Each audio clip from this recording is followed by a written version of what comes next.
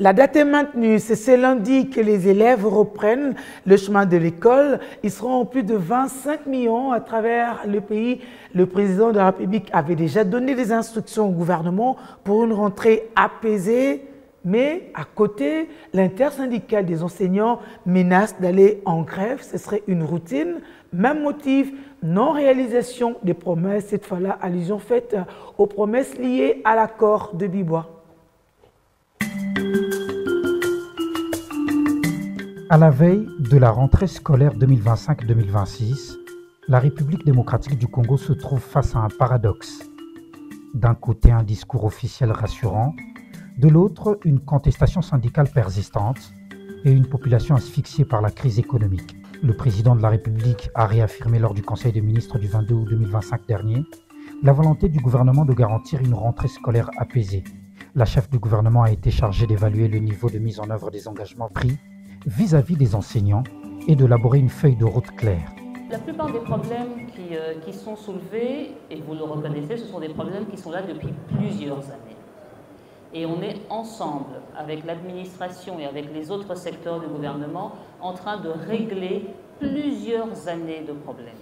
Évidemment, cela ne peut pas se régler aussi vite que l'on voudrait. Mais vous pouvez être rassuré de la détermination du chef de l'État, de la Première ministre et des membres du gouvernement, l'ancien comme le nouveau, pour résoudre ces problèmes. Cette prise de position traduit la conscience du pouvoir central que l'école, pilier de la société, ne peut être un terrain de conflit. L'éducation, c'est pour que les enfants soient performants dans la vie de la société entière demain. Mais au-delà du volontarisme affiché, les syndicats pointent une inertie gouvernementale et des engagements encore largement en souffrance.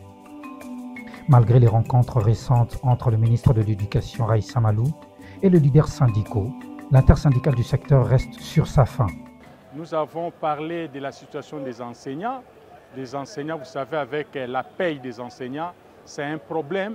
Malgré tout, le gouvernement disponibilise les moyens. Il y a des coins où il y a 2-3 mois que les gens ne sont pas encore payés alors que le gouvernement avait déjà libéré les fonds.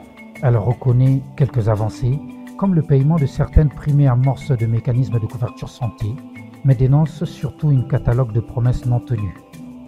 Salaire irrégulier, absence de statut particulier, diplôme non délivré, retraite non payée et bien d'autres problèmes. Parlons aussi d'une mission de contrôle pour identifier qui est enseignant, qui est en train d'enseigner, qui doit être payé. Certains enseignants qu'on appelle NP et NI, ils sont en train de travailler mais ils ne touchent pas au détriment des autres. Donc nous voulons d'abord connaître cet effectif-là et ensemble avec le gouvernement, nous allons encore nous mettre ensemble pour que nous puissions voir comment améliorer la situation des enseignants. Au final, un préavis de grève de 3 jours a été lancé. L'intersyndicale déplore la mauvaise volonté du gouvernement de la République dans l'exécution des réclamations fondamentales des enseignants, dont, entre autres, la non-uniformisation de la prime de la gratuité aux primaires. Sans réponse concrète, la rentrée prévue le 1er septembre 2025 prochain pourrait être paralysée par un mouvement de grève sèche. Nous devons penser des réformes et le gouvernement, 53 têtes, doit penser à arriver à proposer des réformes courageuses. Pendant que gouvernement et syndicats se renvoient la balle, les familles congolaises subissent la double pression de l'inflation et les exigences scolaires. Le coût des fournitures a flambé dans plusieurs villes, notamment ici à Kinshasa, où les ménages peinent à joindre les 2 bouts du mois. D'habitude, à cette période, les recettes s'intensifient, mais cette fois, la situation est exceptionnelle. Certains parents retardent leur achat dans l'espoir d'une baisse des prix, mais le marché reste tendu. Nous n'avons pas assez de revenus pour scolariser nos enfants cette année. Le peu que nous avons nous aide à acheter des cahiers pour permettre aux enfants de débuter avec les cours. Cette situation alimente un climat de précarité sociale, accentué par l'interdiction d'exiger des acomptes que peu d'écoles respectent réellement. Ce qui s'apparente désormais à une menace sociale, un bras de fer entre syndicats et gouvernement, et pourrait bloquer le fonctionnement normal des écoles. Au-delà de l'inflation qui fragilise le pouvoir d'achat des familles, le décalage entre le discours officiel et la réalité vécue risque d'éroder davantage la confiance entre l'État et ses partenaires sociaux. Depuis la mise en œuvre de la gratuité de l'enseignement primaire en 2019, le secteur éducatif congolais est au cœur de tensions sociales. Les enseignants réclament régulièrement de meilleures conditions de travail, la régularisation de leur situation administrative et le paiement de leurs arriérés. Pour tenter d'apaiser le climat, le gouvernement central a organisé plusieurs assises, notamment à Bibo en 2024 et à Mboué-la-Lodge, au cours desquelles les engagements avaient été pris. Cependant, la lenteur dans l'application de ces conditions et ces résolutions a ravivé les mécontentements des syndicats qui brandissent régulièrement la menace des grèves à chaque rentrée scolaire.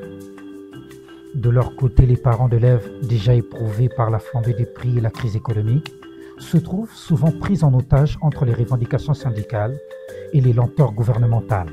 Il est anormal d'avoir 15% sur le budget national et penser que nous avons un système éducatif performant. Il est anormal d'avoir un personnel qui a vieilli et penser que nous avons un système éducatif national. Et quel est le budget accordé à chaque école? La rentrée scolaire en RDC apparaît ainsi comme un baromètre social, relevant chaque année les fragilités structurelles du système éducatif congolais et la difficulté de concilier volonté politique, contraintes budgétaires et attentes de la population.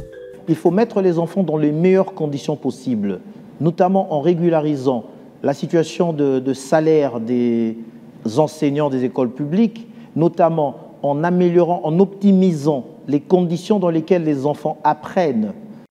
La rentrée scolaire 2025-2026 en RDC s'annonce comme un véritable test politique et social pour le gouvernement Souminois II. Elle cristallise les attentes des enseignants, les inquiétudes des parents et les promesses du pouvoir central. Toutes les problématiques systématiquement, ou que ça vient des accords de Bibois ou de vos mémorandums, quand le problème peut être résolu au niveau du ministère, nous faisons tout pour qu'il le soit. Entre engagement affiché et action concrète, l'issue de ce bras de fer déterminerait si la rentrée sera un moment de rassemblement ou une nouvelle source de tension sociale.